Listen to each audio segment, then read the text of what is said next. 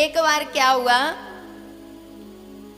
एक व्यक्ति था और उसका हाथ काट दिया गया किसी कारणवश। उसने कोई अपराध किया नहीं था, लेकिन उसका हाथ काट दिया गया। अब वो व्यक्ति समझदार था, वो परेशान, और वो जगह जगह विद्वानों के पास, ब्राह्मणों के पास जाता, बोले मुझे ये बताओ मेरा हाथ क्यों काटा गया। अब कोई बता नहीं पाए क्यों काटा गया। उसने सोचा कि जब तक मुझे उत्तर नहीं मिल जाएगा तब तक मैं शांत नहीं बैठूंगा। अब वो जगह जगह पे जाए, उसके मन में बस एक ही प्रश्न था कि जब मैंने ऐसा कोई पाप नहीं किया है, कोई कर्म नहीं किया है, तो मेरा हाथ क्यों काटा गया। एक दिन वो ब्राह्मणों को, विद्वानों को ढूंढते ढूंढते काशी में पहुंच गया। और काशी में एक विद्वान ब्राह्मण के घर पहुंचा तो वो तो स्नान करने गए थे और उनकी पत्नी ने उसे गाली सुनाई। जो कटे हाथ का व्यक्ति आया है ना, उसको गाली सुनाई। अब उनको बड़ा क्षोभ हुआ, बड़े थोड़े दुखी हुए कि मैंने तो इससे कुछ नहीं कहा, ये क्यों गाली दे रही है। उन्होंने सोचा चलो कोई बात नहीं, और वो लौट के जैसे ही चला, उधर से वो पंडित जी स्नान करके आ गए गंगा जी में। रास्ते में मिल गए, पंडित जी समझ गए कि मेरे ही घर से आया है। बोले कहाँ से आए हो। बताया मैं वहाँ से आया हूँ। बोले कैसे आना हुआ। बोले मैंने सुना था कि काशी में एक विद्वान रहते हैं, मेरा एक प्रश्न था, मैं पूछने आया था। बोले चलो घर बैठो। और जैसे ही पंडित जी घर लेके गए तो जो उनकी पत्नी थी, उन्होंने पंडित जी को भी गाली सुनाना शुरू कर दिया। उनसे भी बुरा भला कह रही हैं। पंडित जी ने उस यजमान से पूछा, बोले बताओ तुम्हारा प्रश्न क्या है, क्या समाधान करना है मुझे। उन्होंने कहा कि मैं अपना दुख तो भूल गया,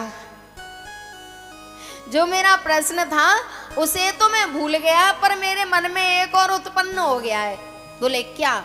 बोले आप इतने विद्वान हैं और आपकी पत्नी आपसे गाली क्यों दे रही है। उन्होंने कहा कि इसकी कहानी तो थोड़ी अजीब है।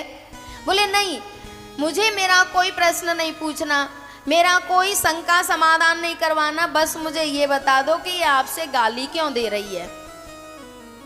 तब उन विद्वान ब्राह्मण ने कहा, बोले पिछले जन्म में मेरी पत्नी गदैया थी और मैं कौआ था। जो जरा जरा सी बात पे दुखी होते हैं ना, उनके लिए है ये बात। बोले मेरी पत्नी गदैया थी और मैं कौआ था, इसकी पीठ पे घाव हो गया था। तो कौआ का स्वभाव क्या होता है, खोंटना। अब वो कौआ उस गदैया की पीठ में बार बार चोंच मारे। अब वो तो चोंच मारे और गदैया पूंछ मारे, उसे भी तो बचना है। बहुत देर ये चलता रहा, गदैया पूंछ मारे और वो चोंच मारे। कौआ को गुस्सा आया कि ये मुझे खाने नहीं दे रही, तो उसने जोर से चोंच मारी और चोंच गड़ गई उसकी पीठ में। अब चोंच निकल नहीं रही।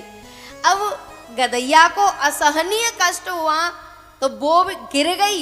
इधर तो कौआ प्राण बचाने के लिए फड़फड़ा रहा है और उधर गदैया, दोनों एक दूसरे को मतलब अपने अपने प्राण बचाने के लिए तड़प रहे हैं।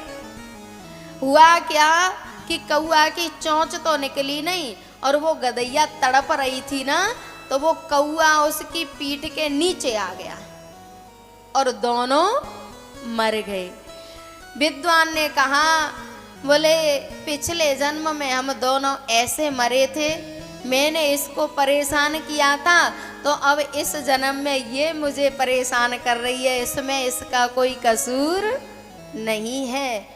साईं के दरबार में बदले कहूँ न जान।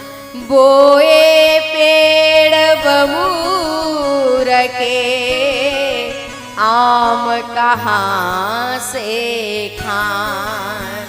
तो प्यारे ये सब कौआ गदैया इकट्ठे हो गए जो हमें जीने नहीं देते, तो इसमें दुखी होने की कोई जरूरत नहीं है।